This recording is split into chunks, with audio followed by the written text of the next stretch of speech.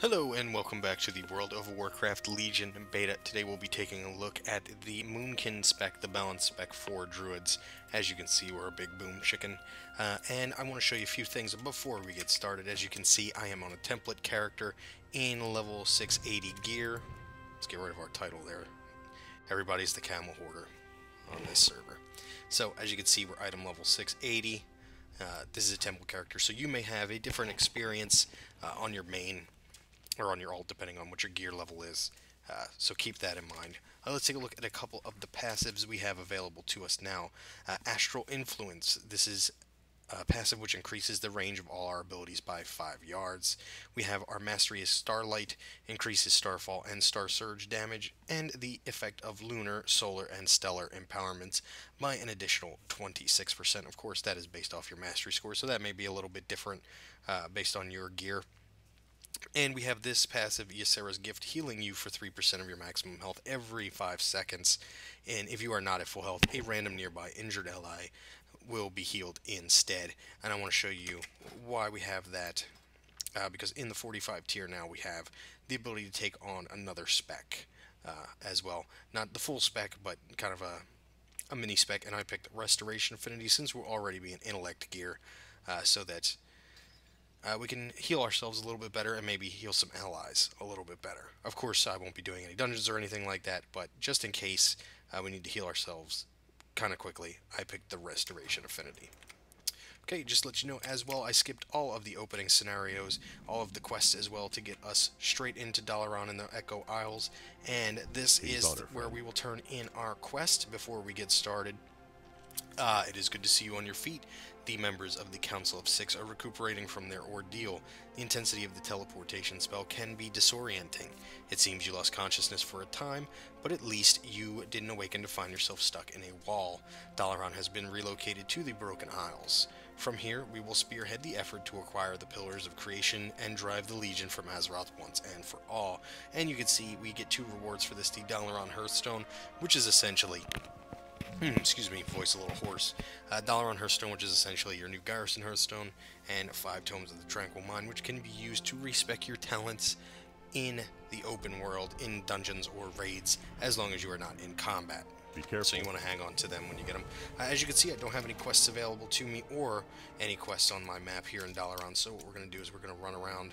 As you can see, there's one new change, real big new change here in Dalaran, and that is this middle area now is the Chamber of the Guardian. And I believe it is pretty cool looking. I've seen it quite a few times myself, but there's a bunch of portals in there that help you get around as the expansion's going on, and for these scenario quests. But eventually our quest is going to pop up here. Let's get away from the guy when he talks too much. Here we go. Tamil Rune Totem will show up. Greetings. It is fortunate I found you. Your presence is requested at Moonglade. Your presence is requested at Moonglade at once. We are preparing for a ritual of great importance and will require your assistance. I will meet you there, so please come with haste. I'll meet you there as soon as you conclude I don't have your my business in teleport Dalaran. on me, so there we go. We'll teleport to the Moonglade, and this will get us started on our way to being able to choose which artifact we are going to be using for at least the very beginning of the expansion. May the winds I'm pleased you guide came you. on such short notice.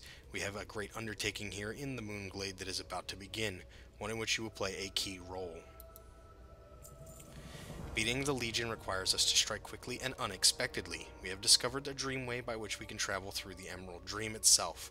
Though only a short walk through the dream, it will allow us to cross vast distances on Azeroth and even access the ancient home of all Druids, Val'Sharah. Malfurion is preparing the ritual to open the Dreamway. I need you to summon Zentabra and Narlex to his side. Only by combining our efforts can we hope to succeed. So we'll accept this quest. Zentabra's camp is on the western shore of the lake. Narlex was camped on the eastern shore, but he's prone to wandering off. Indeed. So keep your eyes and ears open. So Zentabra's right down here, as you can see. Not very far. She's hovering over the water. And we're just going to wait for her to come over and do her thing. Hey, man. You not be coming to Zentabra for some fish. What you be wanting? I won't be forsaken God's blessing. Time to see if we can really be making this happen. This gonna be needing everything we have to give and more. The spirits, they be silent to me on this. That mean they not opposed to it either. Very well. I'll meet you at the ritual. And now that we've got Zentira on her way, we'll go over to Naralex, who is right over here in the corner of our little lake here. And all you have to do is click on his little pillow, because he's missing. And this smoke trail will pop up, this dust trail. And we'll just follow this all the way around. We're actually, I think, going faster than it is keeping up. Yeah, we're actually moving faster than it, but here's Naralex right here. The balance must be restored. I'm awake. Definitely not sleeping. I was just resting my eyes. Is it time for the ritual to begin? Very well. I'll meet you there. Okay, now that we've gotten both of them, we're going to head back to Hamel up here, as you can see on the ridge, right where we were. I think you can just use your teleport Moonglade if you're lazy like me, but I'm going to fly over just for some ambiance. Look at these trees. You can tell they were made a long time ago. Which you could probably use your teleport Moonglade to get right back here. Always Good. Soon the ritual will be ready to begin. With wisdom. The preparations for the ritual are now complete. Come with me. I will guide you to the ceremony. Nature is resilient. Malfurion waits for you by the barrow dens to the east. Follow me. The Legion's arrival has thrown our world out of balance. I've sensed great unrest within the Emerald Dream.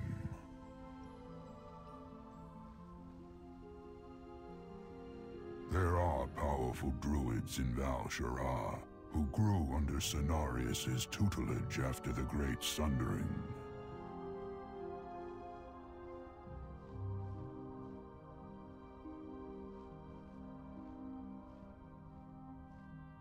Their knowledge of Druidism is ancient and unparalleled. Having their might on our side is essential if we are to stop the Legion.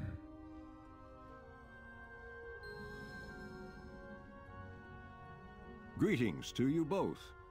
The tremors from the Emerald Dream grow more potent. We must begin the ritual at once. The ritual will focus our energy into a portal at the center of the structure. We must keep it stable.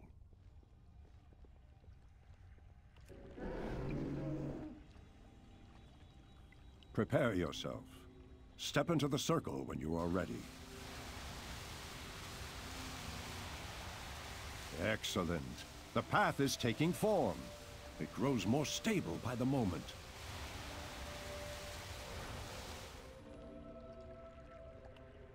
The Dreamway is ready. Good work, everyone. Greetings, friend. Well done. Now that the path is open, we can begin our journey to Val-Shara. The portal to the Dreamway is open, and it is here where our paths must part. The Moonglade remains vulnerable to the attacks of the Burning Legion, and I must ensure it is well defended. I'm entrusting you with the mission to Val-Shara. Our Druid Greathoof is the leader of the Druids there. He is wise in the old ways and will provide us valuable assistance. The dream can be dangerous, so I will send Keeper Remulos to guide you. Meet with him on the other side. And you can see we're going to learn this, the Dreamwalk ability, and that's going to replace our teleport to Moonglade, so... May nature guide your path. This person's doing their quest, but you can run straight through here, and boom. We've made our way to the Dreamwalk, or the Dreamway.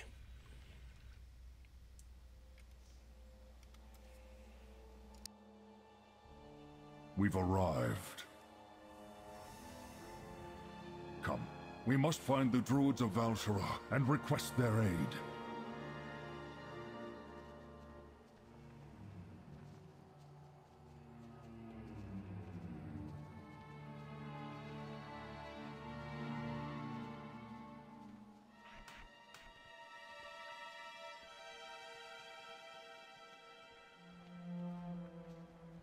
No, the nightmare in this part of the dream? How is it possible? I will cleanse these nightmare vines from our path. Go forth and destroy the source of the corruption that spawned them.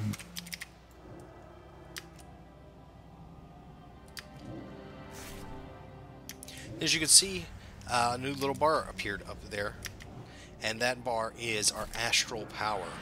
This is new to this expansion, of course. Astral power will allow you to do certain abilities such as Star Surge, Starfall, and this is a talented ability, the Fury of a Loon. But we'll check out Starfall.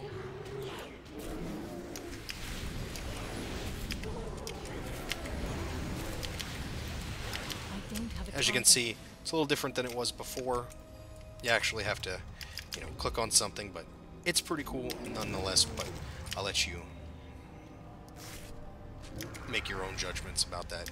I'm actually enjoying the new Boomkin. I like that we have some mana, spending abilities, and we also have, well, these don't spend mana, but we have some mana spending abilities like our heals and entangling roots. But Starfall, we don't just target and do nothing, or press it and do nothing. You actually put it on the ground. It's kind of mix it with Hurricane, make it one ability. I don't think anybody ever used Hurricane after that.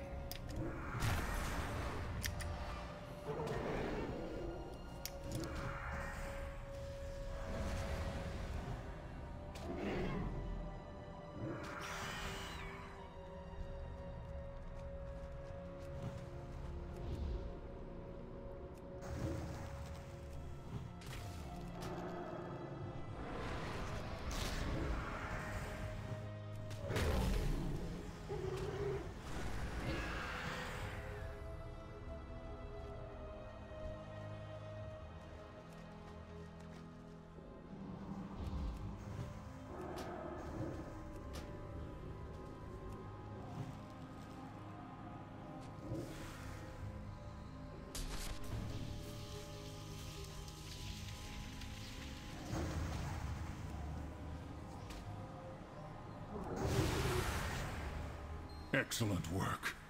Even now, the foul creep of the nightmare has begun to recede. The way is clear. Come, let us continue to our destination.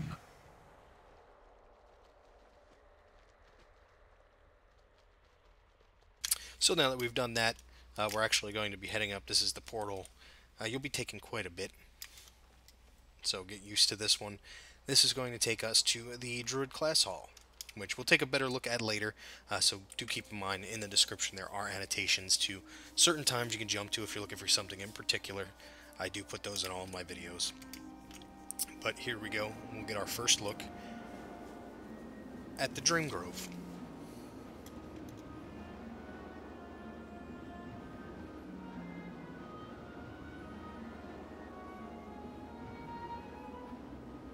Possibly. Hopefully we're not about to DC, although I'm quite positive now that we are. We'll find out though. Just kidding. Video ends here. No Dream Grove.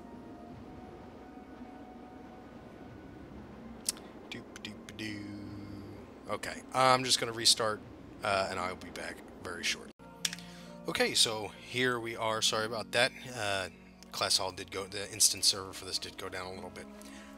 When you first come through here, Keeper Remulos will tell you, oh, this is the Dream Grove, blah, blah, blah. He'll have a little speech. Unfortunately, he was gone by the time I was able to log back in, and he tells us to go meet with the Archdruid of the Grove, who is over this direction, over yonder. And we're going to make our way over to him, and we'll meet some of the Druids of Val'sharad. This is actually, the Dream Grove is actually in a corner of Val'sharad. It's only accessible to Druids. Greetings, Archdruid Greathoof. We have traveled far to seek your aid. I've heard the land cry out, son of Cenarius. The Legion threatens us all. Then we must act swiftly and ready the weapons of old for war. The weapons of old. Yes, they would help indeed. but they are beyond our ability to wield. There is no one better suited for this task than this champion. Very well. Your task will not be easy, but I shall do all that I can to aid you. What do you ask? You did well to of navigate nature? through the Emerald Dream to get to this place. Still, there are times when you might wish to return here a bit more quickly. This spell will guide you. Traveling the Dreamway is no small feat in itself, but it pales to the tasks ahead. So there's our replacement for the teleportation to Moonglade. I agree with Keeper Remulos. To confront and defeat the Legion, we will need weapons of legendary power.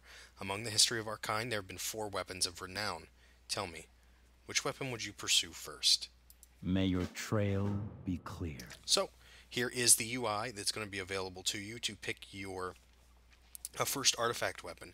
Do keep in mind, you will be able to go back and get other artifact weapons at different levels. I think the first is 102, and then I'm not sure when you'll be able to get the others, because I've only done Demon Hunter far enough to find that out. But you'll be able to get all of them at some point.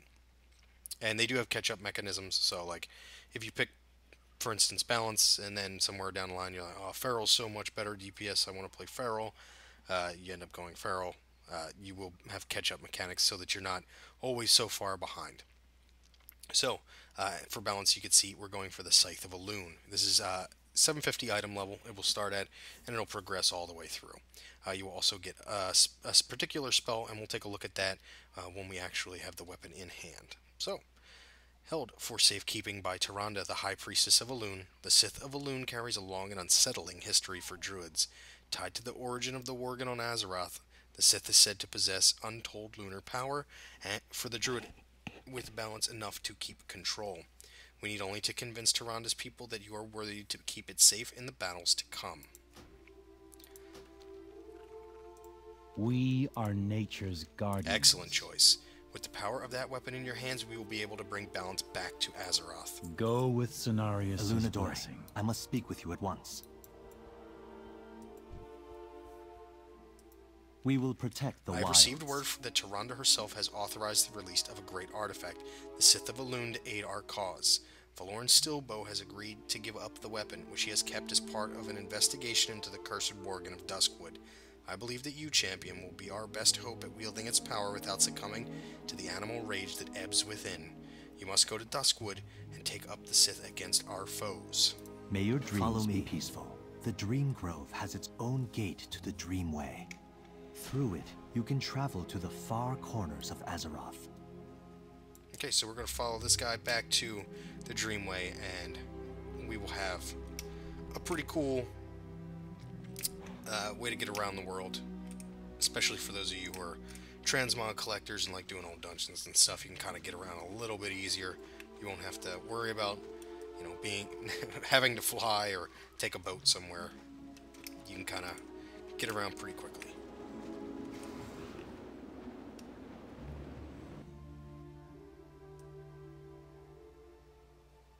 I guess he's not coming with us.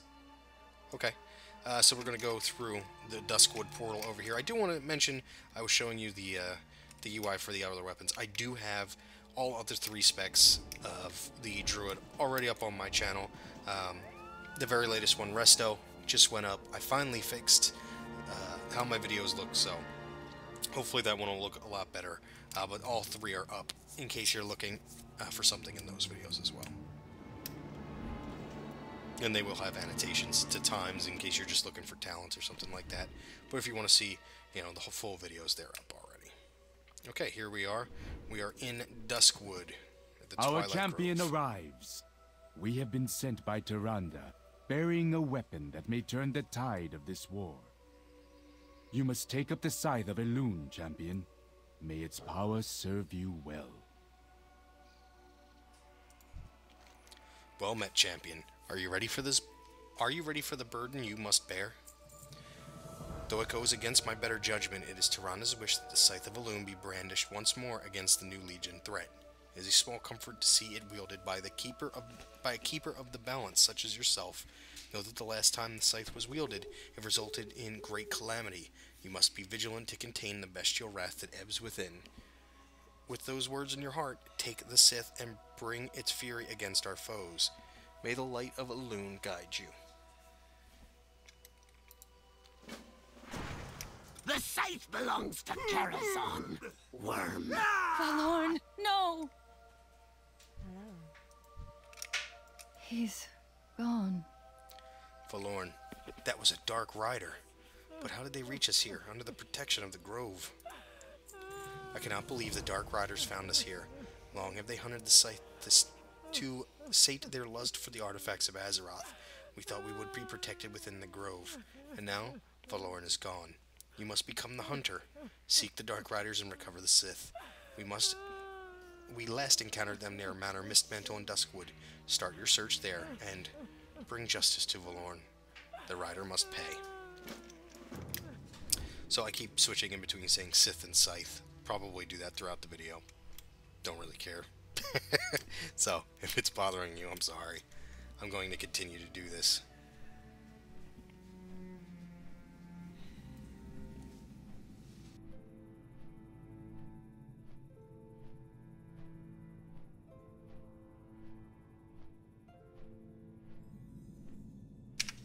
But here we are.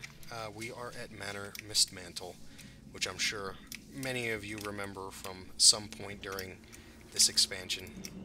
Or not this expansion. First the Night some Bane expansion. driven mad, and now a Druid comes to investigate Manor Mistmantle. This can only mean the Scythe of Elune has returned to Duskwood, and the Dark Riders cannot be far behind. Tell me what you seek, Druid, and I may be of assistance. How can the light... So I was correct, and the Sith is in your quarry. Know that in order to retrieve it, we must do what no denizen of Duskwood has ever attempted. We must hunt the Dark Riders. I have been tracking them for some time since my encounter with them while hunting down the Wolf Cult. They are a blight upon these lands, and they hold no right to the artifacts they hoard. If we wish to recover this artifact, we will need to find their lair. Fortunately, I may have just have the clue we need. In my previous confrontation with your foe, I was able to see a glimpse into their past. Granted blessed vision by the Cloak of Purity, I saw the Dark Riders for who they once were. Come, we must go to Eridan's camp in Deadwind Pass. I can explain its significance along the way. I and the Light's vengeance. It seems you've been followed. Dark Riders!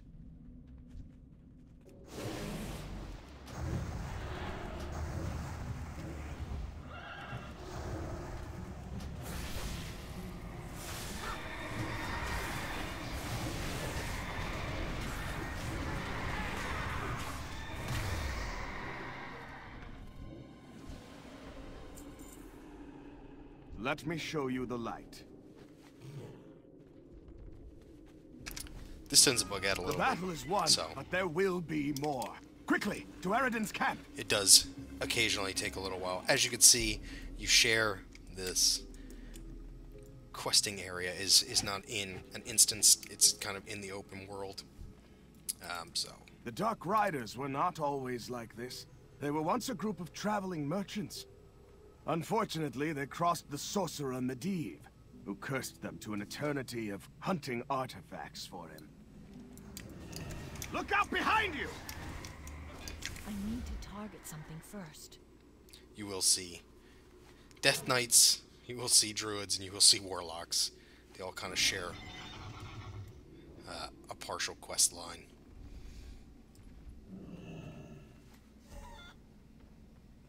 There goes the spider mount, the 2 million gold spider mount. Your skill in combat is impressive.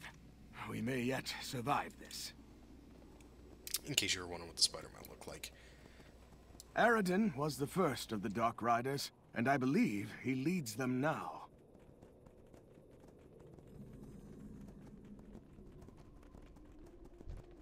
His camp is still in Deadwind Pass, strangely untouched after all these years. If my convictions are correct, the key to finding the Dark Riders, as well as the artifacts they still covet, can be found there. Riders on our flank! Be ready! And again, that Druid right there just did this part, killed the Riders, so he'll just stand here. It's a little wonky, but you get the idea. There would be 2 Riders that would attack you here as well. And Revel Cost will kind of Let us press on. stand here. We are nearly there.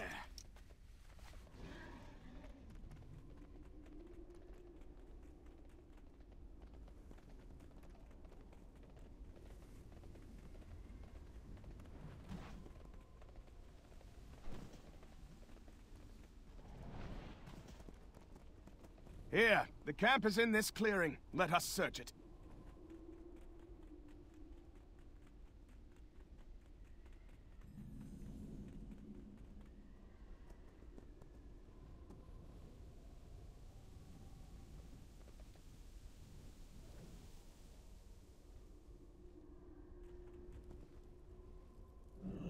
What do you need?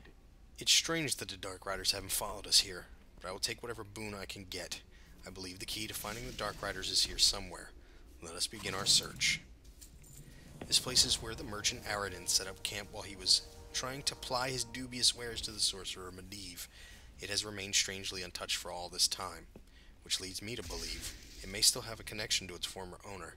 Help me search the camp. Let's see if we can find something to lead us to the Dark Riders. Go with the light. Fool! You will suffer for your trespass.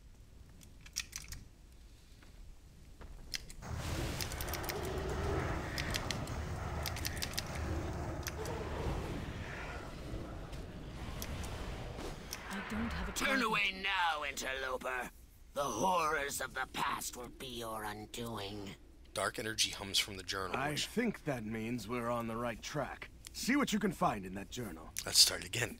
Dark energy hums from the journal, which appears to be the writings of Aradin, and chronicles his time in Deadwind Pass. One entry in particular stands out. The Nightbane have become restless of late, and whispers are abound of the Scythe of Elune having left Darnassus. It must be coming nearer, for the Worgen are constantly drawn to it. They will lead me to it. Those cursed Night Elves think the weapon is safe in their care. They will soon find out how wrong they are.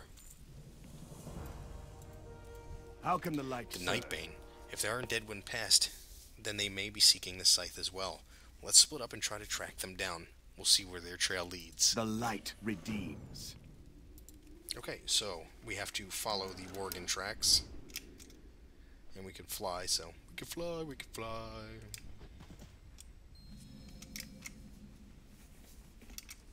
Don't waste my time.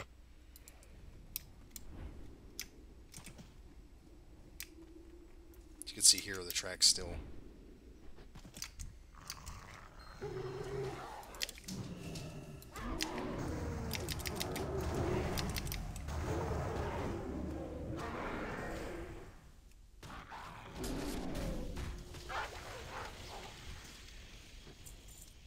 I absolutely love that ability.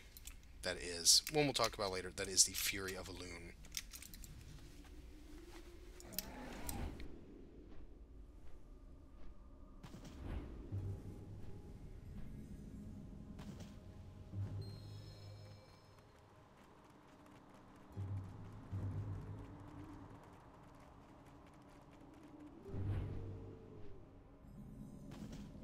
Don't waste my time.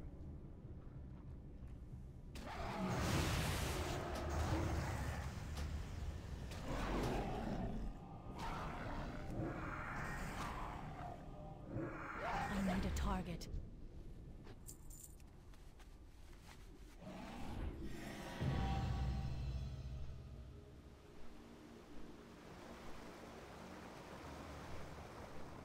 The Worgen led you here as well.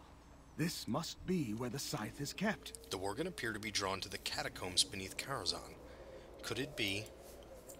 This sewer grate leads to the catacombs underneath Karazhan.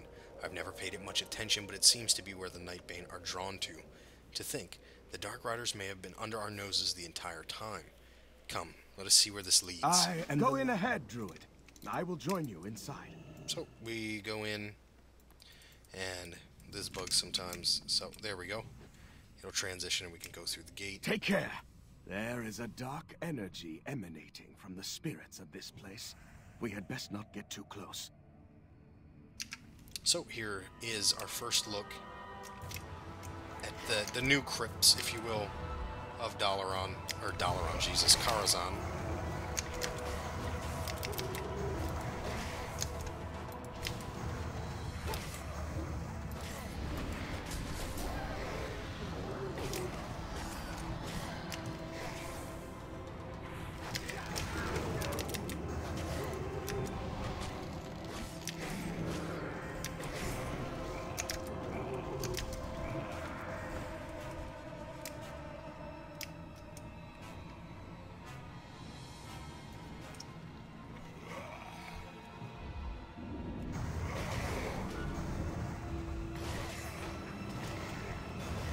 Let me show you the light.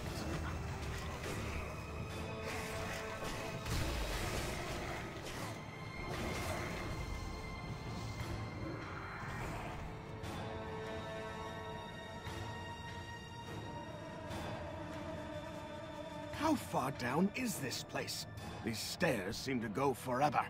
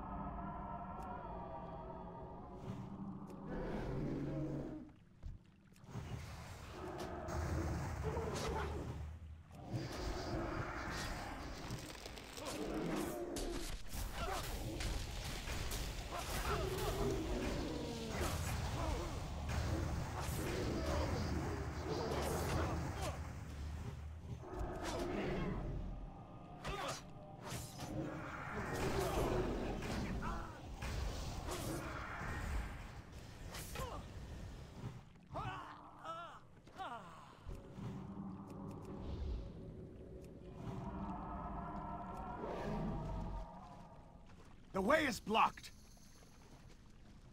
Intruders! You will go no further. Hold! Those spirits he's controlling look like they'll rip us apart. We have to figure out a way to get past without being torn asunder.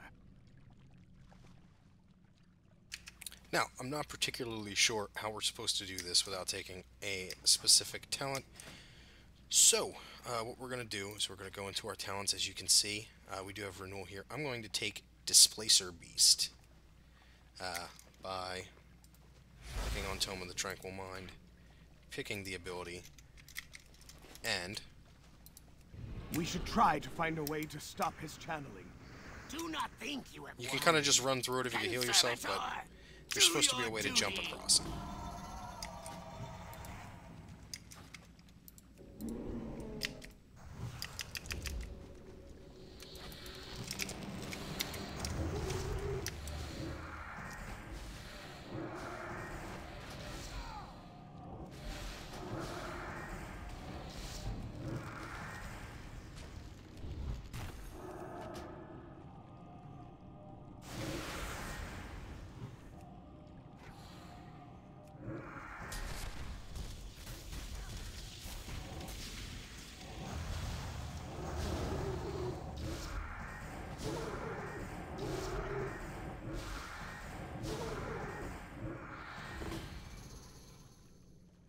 Keep your guard up.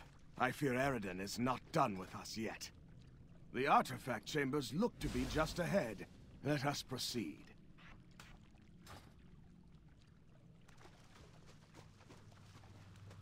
Over here! Is this the relic you seek? I need to get closer. And there it is, the Sith of Elune. But, is this a trap? So this is what you're after. The artifacts of Karazhan belong here. And I will not allow them to be taken away! You have no right to these artifacts, fiend. They must be reclaimed in the name of the light! Your light does not reach here, priest. If you want the scythe, Druid, come and claim it! Quickly, after him! I will only slow you down! So our friend is not going to be able to follow us. We'll take it into our own hands.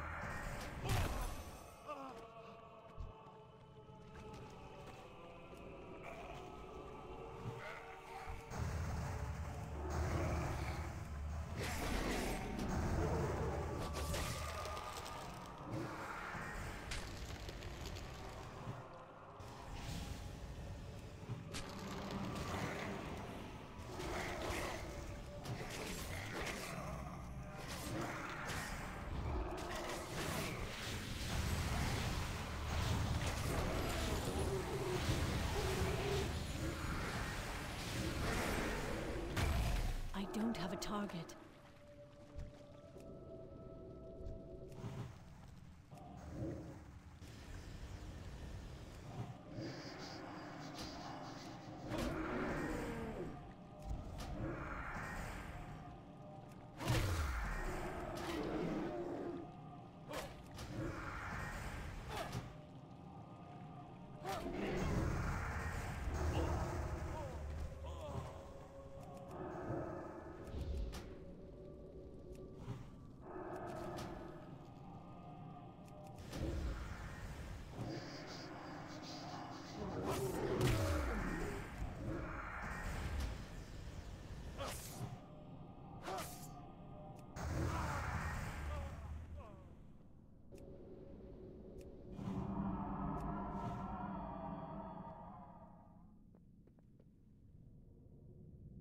So here is the room where Aradin is. You are a persistent one. Face the fury of the beast.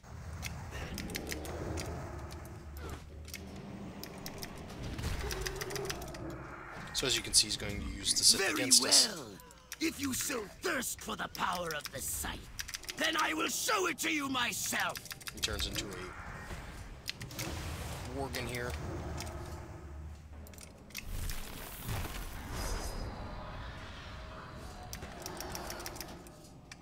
It doesn't hit too hard, so you don't have to worry too much. But what trickery is this?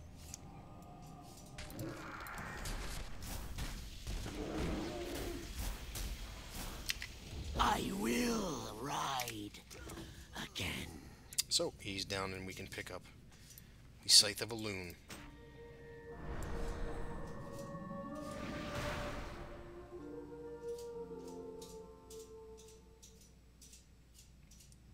It is done. The Dark Riders are defeated. Now I can reclaim these stolen artifacts and return them to their rightful owners. You have proven an unexpected ally. The weapon is yours. Let us hope it can turn the tide in this war. The Dark Riders lost this battle, but I fear they will soon regroup. We had best be gone before they do. Today was a great blow against the Dark Riders, and a victory for the people of Duskwood. They are in your debt, as am I. Your assistance against the Dark Riders has proven a great service to the light. Though our beliefs may separate us, I know that we share one goal. You've allowed me to fill my purpose in returning these artifacts to their rightful owners, and for this I am thankful. As for the Sith of Elune, I could think of no safer place than in your care. May it serve you well against the Legion. So, go with the light. This is where we would return to the Dream Grove. As you can see here, we'll take a look at the weapon itself. This is what it's going to look like. If you are not particularly fond of this, there are transmogs available for the weapon itself throughout the expansion through various means. Some, achievements, some are hidden, etc. And you can also transmog this to pretty much anything else you want. So, if you've got a particular staff you like a hell of a lot better than this, you can always transmog it to whatever you want. But they did give us this item. It's called this new ability rather, called New Moon. It's a 0.947 second cast with a 15-second recharge, and as you can see, it has 3 charges. This will deal 20,434 astral damage to the target and empowers New Moon to become Half Moon, which will generate 10 astral power. So we can't use it until a little bit later, so we'll take a look at it then. But we'll hit the Dreamwalk ability here. This is what our new teleport looks like. And we'll head back and turn in our quest. Okay, here we are once again, and we just run through the Dreamway back into the Dream Grove and go talk to Archdruid Greathoof.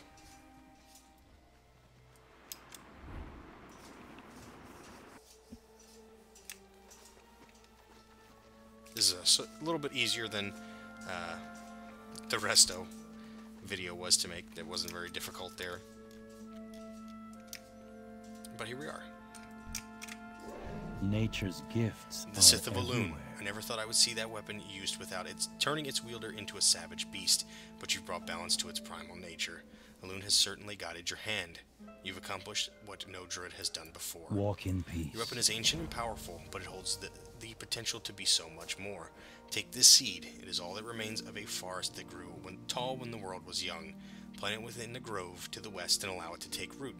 With its power, both it and your weapon will be far more than they are alone. Go with the seed will need plenty of air and water. Look for an ideal spot on the hill behind us. So right up here on the hill, you can see there's a little outline. Just click on that, and this will plant the Seed of Ages. Good. This seed holds magic from when the world was young. This will prove very useful. Excellent. There's no time to waste. These weapons were crafted with ancient magic. The true power of your artifact lies in its ability to grow in strength. The more you use it, the stronger it will become. Now that you have attuned your weapon to the Seed of Ages, you can use its magic to unlock additional attributes in your weapon. Use it now and unlock your weapon's potential. Walk in the magic of your weapon. If we go ahead and click on this, we can see it's going to bring up this UI here for your artifact weapon.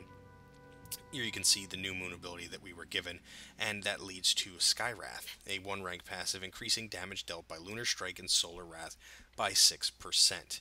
You can see it costs 100 artifact power, and you're given that just for completing the quest and for the purposes of the tutorial. So we'll go ahead and click on that, and it's going to open up all of our other traits in the weapon. As you can see, there are 3 golden portraited traits. These are the strongest ones on the weapon itself. Make sure you're choosing which direction to go first and that you're comfortable with that. You can respec the weapon if you quote-unquote make the wrong choice, but keep in mind it does cost extra artifact power just to respec, and eventually you would put points into everything anyway, so it doesn't make that much isn't that much of a big deal, rather.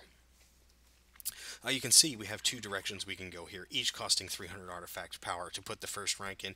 Those artifact costs may stay static through all the ranks on that particular trait, or they may go up depending on how Blizzard wants to do that for launch day. So keep in mind this may cost 300 artifact power per rank, or maybe 300, 350, 400, or 300, 400, 500. We don't know what it'll end up being at this point in time. Also, each rank will increase by the percentages, and sometimes by yards or by seconds. I'm not going to read it off as if it were at max rank. I'm just going to read it off as it is shown here.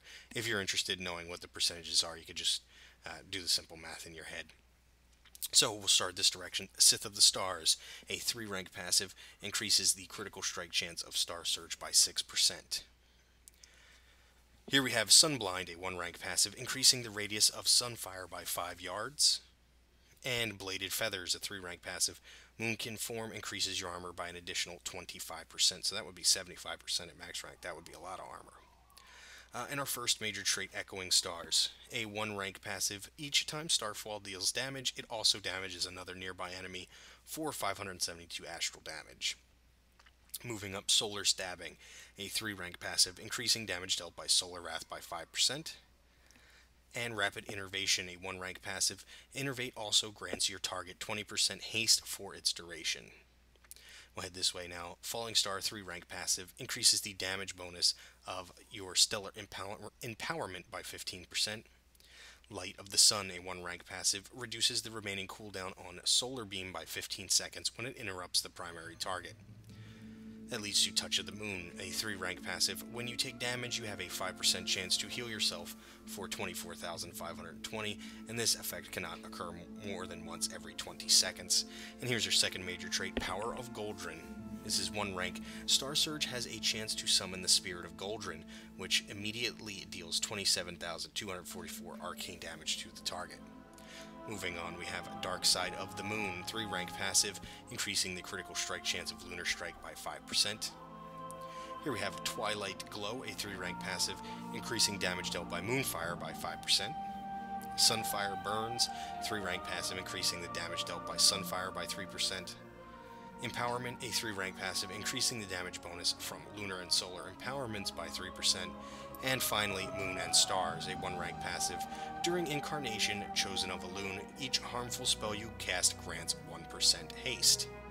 And it doesn't seem to have a max there, so you might, end up having an enormous amount of haste while that's going on. So we've looked at our traits. If you look up here at the top, there are 3 relic slots available.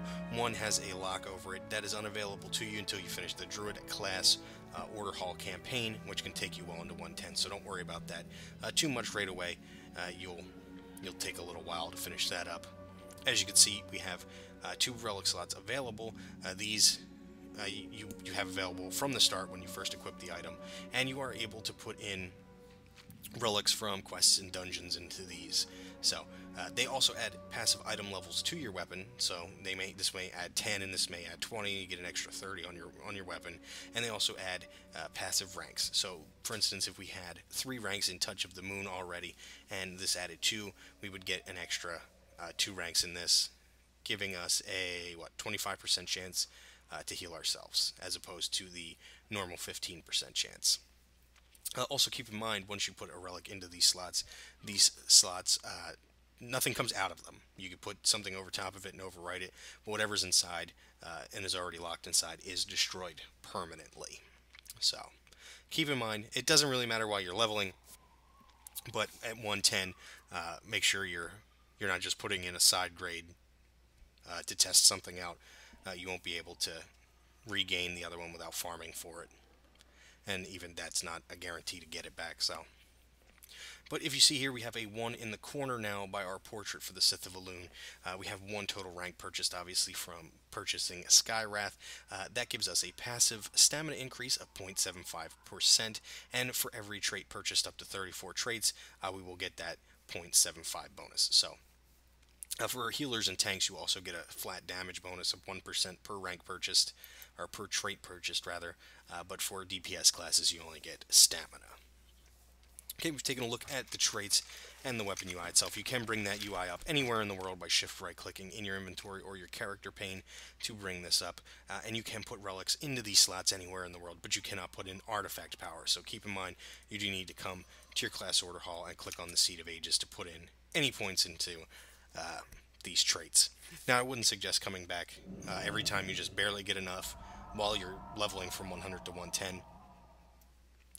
You'll be prompted to come back here anyway, so don't go out of your way to, teleport back here in the middle of a quest just because you got 300 artifact power or however much artifact power. The only time I would suggest doing that before 110 is if you have enough to put into one of these golden portrait traits. These are really powerful, so keep that in the back of your mind. No reason to really come back here every 20 quests or 15 quests or something just to put 1 point in. Just wait till you're done a zone. Okay, let's talk to him again. Excellent. As our weapon grows in power, you can return here and unleash its true potential. Now you are more powerful than ever. Truly, you are a druid without equal. I sense that Malfurion has arrived. He will certainly want to know of your accomplishments. But first, please walk with me a moment. May your trail be clear. I admit I had my doubts. I never believed I'd see anyone capable of obtaining the weapon you now hold. It's rare that I'm proven wrong. In this case, I'm pleased that I was. You are already more powerful than many senior members of our order. Still, I sense that even more growth is yet to come.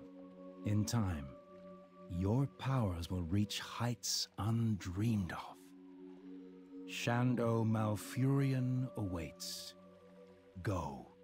Be recognized for your accomplishments.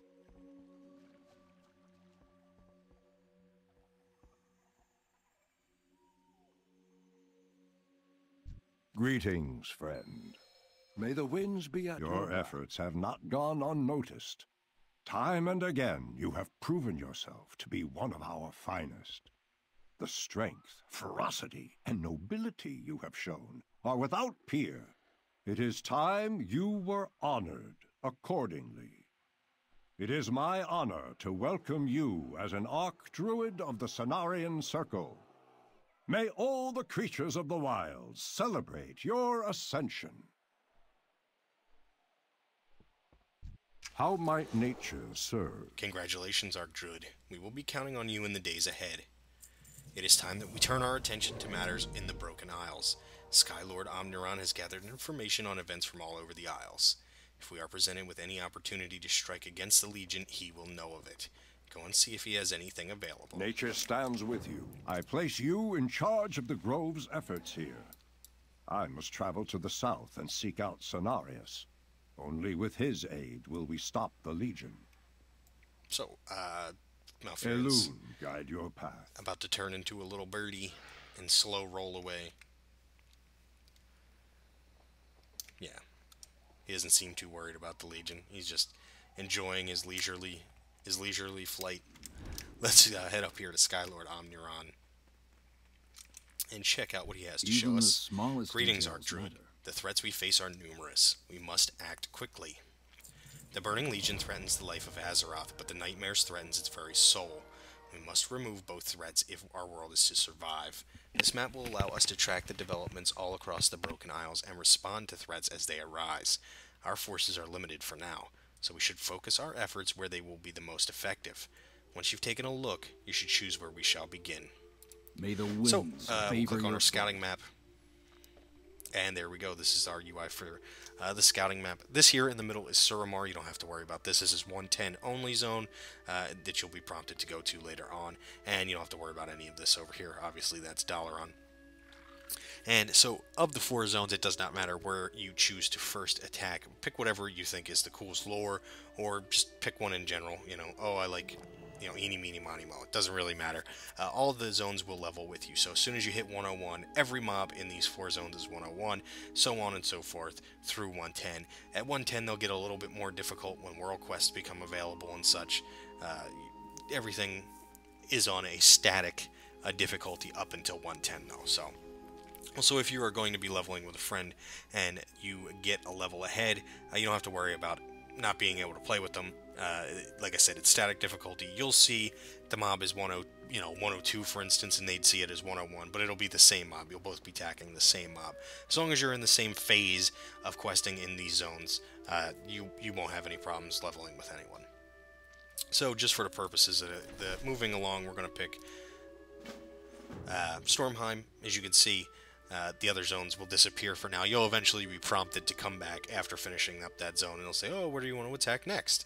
I usually just go in a line, but you could do anything you want. You pick any of the zones you want. And I'm not going to tell you which are my favorites, because honestly, they were all good, and you might have your own opinions, and I don't want to ruin anybody's time. So let's talk with Skylord.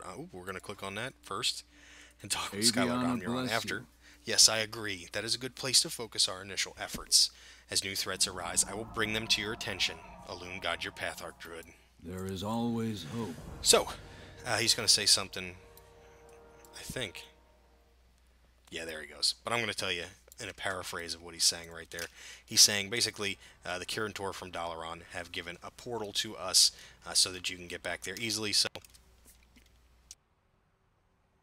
pardon me. Had to mute myself for a moment. This is the portal to Dalaran. You can get back there anytime. And remember, use the Dreamwalk ability to get there. You can also, or get back here, you can also, if you're being lazy, and maybe you have to cook dinner or something, and you're not really worried about getting here as fast as possible, you could just, put yourself on fly, because there is a flight master here. Okay? Okay, there's a couple more things we're going to talk about. There's a couple things as well still in the class hall that I am not going to talk about. Most of them have to do with lore, and I don't want to ruin anybody's stuff with any major spoilers of the quest line. So some of the stuff over here, like this lady here, she's a researcher. You can see she has a quest for you later on. I'm not going to ruin that shit for you, because it's a hell of a lot of fun. Here is a vendor for us to look at. As you can see, she sells a set. It's called the Dream Grove set. This is what it looks like. It's not the best looking thing in the world, but you know what? Who cares? It's pretty decent. It's only available to you at level 110. Some of them have other requirements, such as recruiting 6 champions for your order hall, being honored with the Nightfall, and all the way up unto these epic items, which has earning 100,000 artifact power as a requirement, and this one reaching Exalted with the Nightfallen. This will be a really good set if you are playing casually, or if you have an alt that you can play, on and off. As you can see, it doesn't cost a lot, and eventually, just by doing dailies, like you'll be, there are dailies that give a lot of gold, 1,000 gold or something like that, and you'll eventually reach, Exalted through the expansion. So getting this gear might not be great if you're a hardcore player, but if you're not, go ahead and pick it up if you're casual. It's not that bad. I'll leave this up for just a second so you can pause the video if you want to read off the set bonuses. I'm not going to go through them. Also want to point out, you can see some of the items are 810, 820, and 830. You can improve that all the way up to the 840 epic pieces with these armor kits, which are purchasable with order resources. You'll get those through dailies and such at level 110. And they have their own little requirements, but they work the exact same as they did in Warlords of Draenor from the Professions. And they do have this little bit of flavor items too as well. Like obviously the Treon form, you can buy that for 50 gold right now on the beta. I'm not sure if that price will make it to live, but I'll show you, learn that, and now you got Treon form permanently.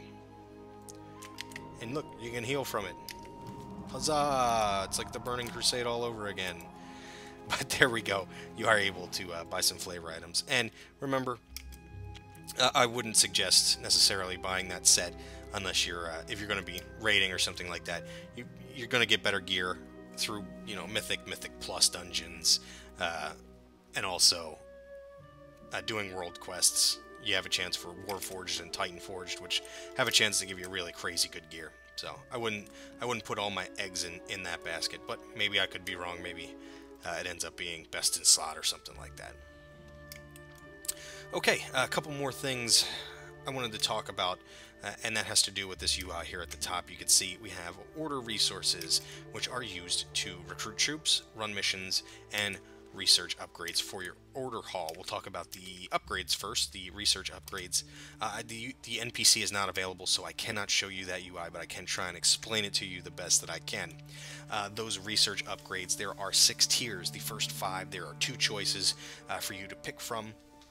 And they vary in amount of time that they take to research and the amount of order resources that they take. The first one is 2 hours and 50 order resources, and you'll have the choice between having an extra 20% chance at mission success on your first mission every day versus the ability to get upgrades on gear that you get while leveling. So not from world quests, not from dailies at 110, but while you're leveling from 100 to 110, you have a chance for that green to turn into a blue or that blue to turn into an epic, etc. As you start going down further and further, they start to cost a hell of a lot more, and the research time goes up dramatically. The first of the 110 research upgrades will take 7 days, and subsequent will be 10, 12, and 14. So it can take, well over close to 2 months for you to be able to get all those upgrades done, depending on how much you play, of course. So make sure you're keeping an eye on that. One of those 110 upgrades is the ability to get one of your 3, I think they're called Broken Seals of Fate for this expansion. Those are your bonus rolls in raids. You'll get 1 free per week through your class order hall, so that might be useful to you. But the last one, the 6th trait, is the most important, and I'll show you why. If you go into your adventure guide and go under loot, you'll be able to see these. These are the balance legendaries that are available. And these are world drops, by the way. You're not guaranteed to get one right away, but Blizzard has put in ways for you to not get super unlucky and never see one. Eventually, they said one will drop for you, but you're not guaranteed to get them. So keep your fingers crossed and hope the RNG gods are on your side. But these legendaries are incredibly powerful. As you can see, they're all item levels of 895. They have incredible amounts of stats on them, raw stats, which are useful in and of itself. But it's the equip bonuses that we're really interested in. Some of them can be damage, some of them can be utility, and some of them can be defensive, depending on how you want to play or how your raids are going. You may need, a little bit more of on your, like for instance, this one here increases the effectiveness of the 4 different passives from the specs. It would increase by 50%. So maybe you need a little bit of utility, maybe a little bit of extra healing through your Sarah's gift on yourself is the difference. And maybe you're always topped off and there's other people that need healing and your healers can't necessarily keep up. Maybe that extra healing from your Sarah's gift while you're at full health, which transfers to another, injured target. Maybe that really helps. But we'll take a look at a couple others really quickly. Here's one. Equip Star Surge reduces the astral power cost of your Star Surges by 10 for 3 seconds, and this can stack up to 2 times. Here's one. After not taking damage for 5 seconds, you gain an Absorb Shield for 25% of your max health for 30 seconds, and this effect may occur once every 30 seconds. So as you can see, defensive, utility, damage. Well, actually, that's probably damage. It's probably damage as well. Starfall and Star Surge each have a 20% chance to make each other free. You see where this is going. Wearing 2 of those are super important if you're going to be a raider. If you're just looking to maximize your output, you want to get these research upgrades done as fast as possible. Also, you can see recruiting troops. You might be wondering what that is. They're kind of like minions from Warcraft 3. You use them to send on your missions along with your champions of your order hall. The troops, you'll eventually go through a tutorial that Blizzard has in place for you. To find out how you do that. Unfortunately, I don't have access to show you that either because we're not leveling, and it doesn't unlock until that point. But usually there's something like, I'm assuming for the Druid Order Hall, I don't know in particular, but might be some Treants, might be some of the Dryads, the 4-legged people, might be some these fairy guys, or it might be the big tree guys. But they usually have 3 uses, and once the 3 uses are up, you have to recruit another, bunch that have 3 uses, and they give specific bonuses to your success chance. So. They're useful. Make sure you're keeping up with that once the tutorial's over, when you're leveling, and they show all that to you. Of course, they're used to run missions. I also want to talk quickly about the champions of your order hall. You'll eventually have a UI just like you have in Warlords of Draenor pop up in your screen, and you'll put people on missions. There will also be a little tab at the bottom for your bodyguard. Make sure you're bringing your bodyguard champion with you at all times. There's usually, I don't remember how many there were when I leveled last time, but I think there were 3 that you can choose from. Make sure you're bringing them with you in the open world to help you while you're questing, and they'll also help you at 110 with your world quests, which are your dailies again. I think I did mention that a couple times. But make sure you're bringing one with you at all times. They're very useful. Some of them, sometimes they can get a little bit annoying, but it's not that big of a deal. They won't follow you into raids or dungeons, so that's they'll only be in the open world with you. But you'll spend a lot of time in the open world, trying to get your gold, get your dailies done, get your reputations up, etc. Let's see, we talked about that, and we talked about missions, and we talked about our research upgrades. Okay, well, now that we've looked at all of that, let's take a look at our talents that are available to us in balance for the Legion expansion. In the 15 tier, we have Force of Nature, an instant cast 1-minute cooldown, summons a stand of 3 Treants for 10 seconds, which immediately taunt and attack enemies in a targeted area. We have Warrior of Elune, an instant cast with a 45-second cooldown. Your next 2 Lunar Strikes would be instant casts. Lunar Strike is Starfire. They just changed the name of it. Star-Lord, a passive. Lunar and Solar Empowerments also reduce the cast of their affected spells by 8%. In the 30 tier, we have Renewal, instant cast, 2-minute cooldown, instantly healing you for 30% of your max health, and is usable in all shapeshift forms. We have Displacer Beast, an instant cast on a 30-second cooldown. This teleports you up to 25 yards forward, activating cat form, and increasing your movement speed by 50% for 4 seconds. And then we have Wild Charge, an instant cast 15-second cooldown, granting a movement ability that varies by your shapeshift forms. For non-shapeshifted, you would fly to an ally. Bear form, you would warrior charge. Cat form, you would leap behind an enemy, dazing them for 3 seconds. Moonkin form, you essentially disengage like a hunter would. Travel form, you leap forward 20 yards. And aquatic form, you swim faster. In the 45 tier, we have the affinities that we talked about. Feral affinity, you would gain feline swiftness as a passive, increasing your movement speed by 15%. And you would learn the spells Shred, Rake, Rip, Ferocious Bite, and Swipe, and your energy regen would be increased by 35%. If you take Guardian Affinity, you gain the passive Thick Hide, which reduces all damage taken by 10%, and also Mangle, Thrash, Iron Fur, and Frenzied Regeneration. If you take Restoration Affinity, you gain Ysera's Gift, which we talked about as a passive, and you also learn the spells Rejuve, Regrowth, and Swift Mend. Swift Mend, by the way, no longer needs to have like I don't know if this is the way it's been. I haven't played Resto in a while, but like consume a rejuve or something like that. This is basically Nature's Swiftness Healing Touch now. So, that's pretty cool. Again, this might have been that way for all of Warlords, but I always remembered it as consuming a spell on a target and putting that circle on the ground.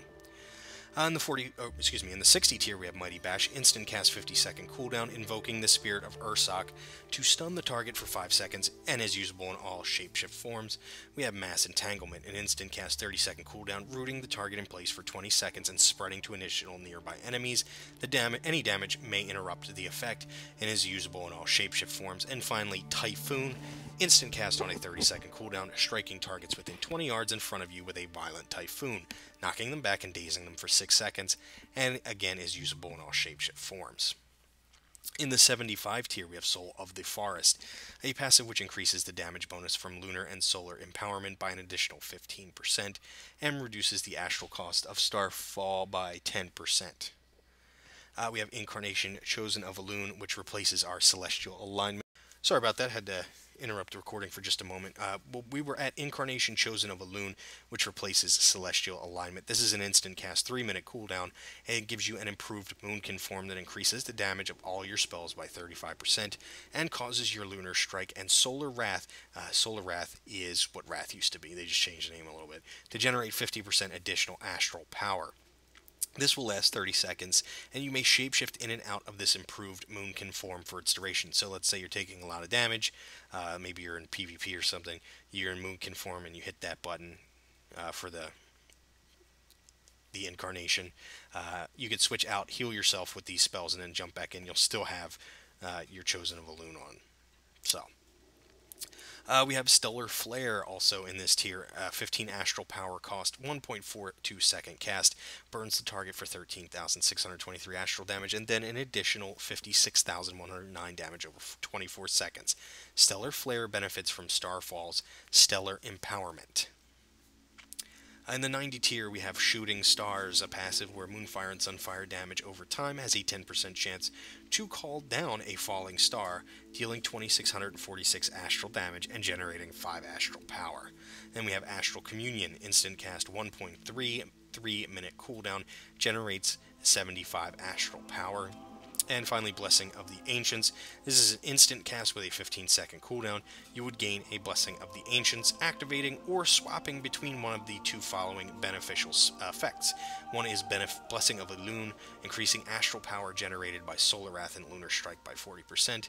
And then there's the Blessing of Anshe. I'm going to guess that's how that's said, Anshe.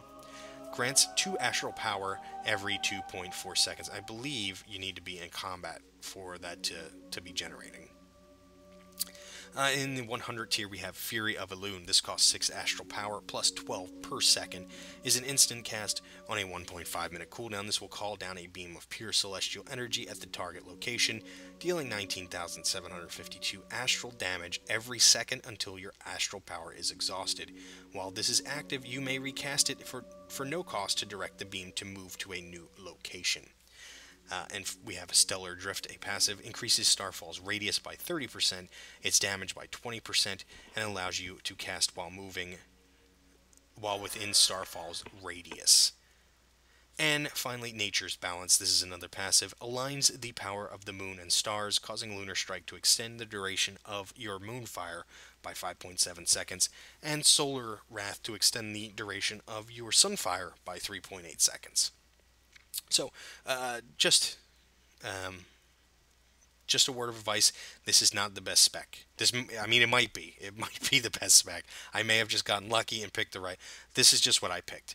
This is not by any means, I didn't look this up on some, Druid website or on the Druid forums or talk to someone that's a top Druid in the top guild and this is what no, this is just what I picked. This is just what, if I was playing the game as a Boomkin, which I haven't decided for my Druid, this is what I would pick. This is how I'd like to play. This does not mean that this is going to maximize your DPS. This is not going to be the best leveling spec, etc. This is just what I picked. So, pick what you want. Look on a Druid website. Ask someone in your guild if you're switching to Druid. They might have something a lot better. But this is just my opinion on what the spec should look like. Right now that we've taken a look at that, let's take a look at the rest of our spells. Obviously, we have the Dreamwalk ability. We do have Revive. Revive returns for all the specs. Rebirth as well. This is our in combat resurrection. This has a 10-minute cooldown and will restore someone to 60% health and 20% mana. Of course, Prowl is still there, along with Dash for our cat form. Nothing else for our cat form, though. But this is nice, you know, to wander around in. Of course, Bear form is still there, and I believe we only have Growl. I didn't even put it on the bar, but you get the idea. We still have Growl.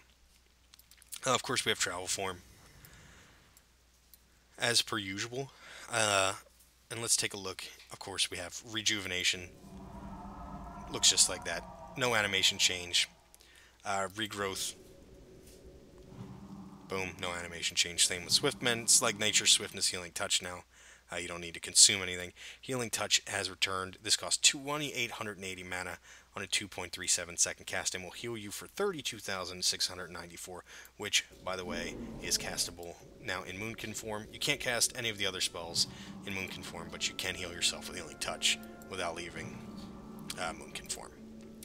Of course, we have Entangling Roots, 3,200 mana cost, 1.61 second cast. And we'll root someone in place for 30 seconds. Damage may cancel the effect. All this other stuff. Let's actually move this to our Moonkin form. We have Innervate. Instant cast, 3-minute cooldown. Infuses a friendly healer with energy, allowing them to cast spells without spending mana for 10 seconds. Now, I want to try something because I haven't tried this on a DPS spec. Let us... Actually, we don't really use mana, do we? No, we don't use mana. So, not necessary for you to use this on yourself unless you're healing yourself or you're, you know, off healing in a raid for whatever reason, which I don't recommend because you'd run out of mana fast as shit. So save this, actually save this for a healer because they're the ones that are going to be using mana. You're really just casting spells, generating astral power, then using it. If you heal yourself, if you were to Healing Touch yourself, of course, you could see the mana bar go down a little bit, but you're not going to be doing that too much in dungeons or raids, so save that for your healer. Force of Nature we talked about. Let's take a look at what that will look like there. You can see they're taunting and attacking the dummy. They're hitting each for about 12,000 at level 100 in this particular gear. They're very useful. I love that talent. It can really help you if you get in a sticky situation. Here's the Incarnation Chosen of Elune, which we talked about. It doesn't really change anything. You get this little blue effect under your feet. Nothing too spectacular. It doesn't change what the form looks like at all. Here is the Blessing of the Ancients. You might have seen me click this while we were running through. One of the things, if you actually click this button, your presence form will change there. You can actually click this off. Oh, no, you can't. I'm sorry. Well, I thought you could. You used to be able to, maybe. But as you can see, when you switch between the forms, it kind of switches how you look. This being kind of the astral form, and this being the fiery form. Pretty cool. I like it. Renewal. This is the animation. Nothing spectacular. We still have Solar Beam, as you can see. I think the animation changed a little bit. I think they upgraded that a little bit, so it looks really nice. This costs 5,376 mana, is an instant cast 1-minute cooldown, summons a beam of solar light over an enemy target's location, interrupting the target and silencing all enemies within the beam, and the solar beam will last for 8 seconds. Of course, we have Mass Entanglement, which I think works super well with Solar Beam, especially for PvP, and we talked about that. This is what Mass Entanglement does. I'm targeting this one, and anything really near it within a certain, radius will get rooted as well. So you can pop that, pop Solar Beam, kind of silence everybody, especially if they're all standing on top of one another. Bark Skin returns, instant cast with a 1-minute cooldown. Your skin becomes as tough as bark, reducing all damage you take by 20% and preventing damage from delaying your spell cast. This lasts for 12 seconds and is usable while stunned, frozen, incapacitated, feared, or asleep, and in all shapeshift forms. They changed animation a little bit for that. You can't really... Well, that's unfortunate. You can't really tell while it was there. I'll try and wait to see if it comes back up so that we can look at it again. But we looking at Entangling Roots, it's the exact same thing. And you don't really have to worry too much about that when you have Mass Entanglement. We have Sunfire. This is instant cast, costs nothing. a quick beam of solar light burns the enemy for 7,493 nature damage, and then an additional 39,174 over 18 seconds to the primary target and all enemies within 5 yards. This generates 3 astral power. Now let's see if that's close enough. It is. See, as you cast on that, it will apply Sunfire to anything within 5 yards. That one I think is a little bit longer, so it didn't apply, yeah, to that one, but it does, as you can see, reapply to that. Moonfire, a quick beam of lunar light burns the enemy for 7,493 arcane damage, and then an additional 47,879 arcane damage over 22 seconds. This is usable in bear form and will generate 3 astral power. This does not apply to another target, even though Sunfire does. As you can see, once again, it applied to both of them. We have Solar Wrath, 1.42 second cast, hurling a ball of solar energy at the target, dealing 15,090 nature damage, generating 6 astral power. Let's show you that. This same, well, actually, it's a little bit different than Wrath looks. You can see it kind of sends out a twin stars or something like that. Pretty cool. We have Lunar Strike. This is a 2.37 second cast, calling down a strike of lunar energy, causing 21,442 arcane damage to the target and 3,859 arcane damage to all other enemies within 5 yards. If we cast it here, you can see that will take damage too, and they can both crit. So the damage to this target can actually crit. But this is Starfire. The animation has changed though, so as you can see, I like it. Star Surge. This will cost you 40 astral power, which is this bar right above the mana bar and below our health bar now while we're in Moonkin form.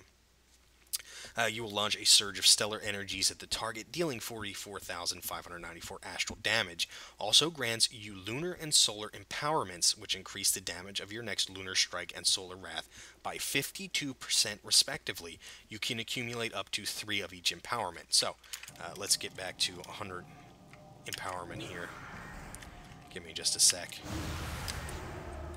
There we go. So if we hit that, you can see we've generated empowerments. You see that it's for about 73,000. Boom. Let's get our 50,000 on our Wraths. 25 base. Let's get back up to 100 though. But you can see that's what Star Surge is basically the same. It just costs astral power now and generates both of them rather than, you know, as we had before where you had the line that goes back and forth generating between the two. You just kind of get the two. Starfall, 60 astral power. Instant cast. Let's get that rolling. We showed this earlier, but you can kind of see it now. Place it on the ground kind of like Hurricane and it hits everything inside of it.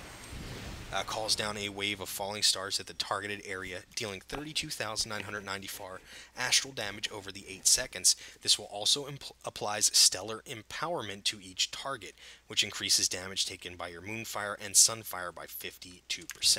So we'll show, you see 7,493 for both of those.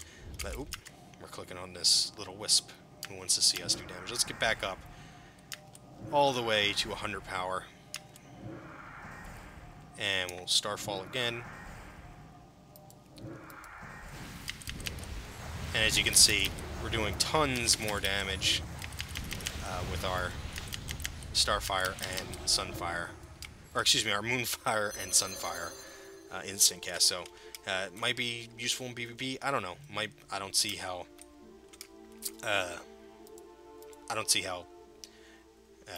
would not be kind of broken, but you know, who am I to judge? They know better than me. And here's that new moon ability. We'll look at that in a second. Let's get back up again to maximum astral power so I can show you my favorite ability that I've seen so far. Of course, we have Healing Touch. We did talk about that. Let's look at the Fury of Elune ability. That was one of our talents. And I'll show you how you move it. So say this target over here ends up being a mage, he blinks over to this side, and that'll be after a few seconds. We can go ahead and press 9 here on our keyboard. This is what it looks like. You can see we're draining astral power. He moves over to here, bam, and we can do it again, and again, and just keep moving that around. That's such a cool ability. I love that. I love the animation for it. It's awesome. The sound, even the audio file is pretty awesome. Is it particularly lucrative as opposed to the other two? Is it the best? I don't know. I just think it looks really cool. I love it, and hopefully you do too. In here is the new moon ability. Let's take a look at that before we finish up. Since our friend is over here, we'll use this one. This is new moon. And as you can see now, it's oh my god, it's now half moon, and will generate 20 astral power, dealing 44,954 astral damage to the target, and empowers half moon to become full moon. So we cast this, boom, becomes full moon. This deals 89,906 astral damage to the target and all enemies near the target, and resets full moon to become new moon. Generates 40 astral power. Boom. How freaking cool is that? And then you go through the cycle again. And of course we have to wait for our recharge. I'll show you one more time. You can see the server's talking to us. And there is our full moon with a almost 3-second cast time. Freaking awesome. That is so cool. I love the hell out of that. Let's take a look and see, by the way, if Bark Skin, we talked about that, the animation. Yeah, it looks like they changed the animation since yesterday. You used to put a little thing around you. They changed it a little bit. So, or maybe that was Iron Bark. Oh, that was Iron Bark. That was for the healer. I'm sorry. I'm dumb. But ladies and gentlemen, we got a good look at all... Ooh, now we're in the grass. We got a good look at all of our abilities. We got a look at our artifact weapon class quest line. We took a look around our really, really green, beautiful class hall. We talked about some of the things in our class hall that's available to us, and we also took a look at our talents, abilities, and animations. I hope you enjoyed it. I really did. I think the Boomkin is a hell of a lot more fun than it is on live. I hope you do too.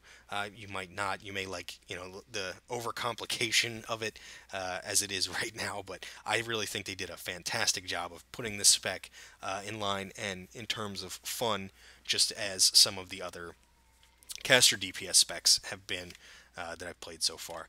If you're interested in any more of those videos, please check out my channel. I would enjoy a like if you did. If you did really enjoy the video, a like really helps me out a lot. If you have any questions or comments, please feel free to leave them below. I will answer any questions that you leave. If I don't find the answer myself, if I don't have the answer for myself, I will try and find the answer for you, whether it be talking to people in the class hall and trying to get the answer from someone who's been playing the Druid, or I'll just go on one of the guilds on the beta servers and try and ask around to people that I know that are playing Druids and find out the answer for you and get that information to you ASAP. Guys, I do want to thank you again, and you have yourself a wonderful day or evening, depending on wherever you are in the world, and I hope to see you in another video.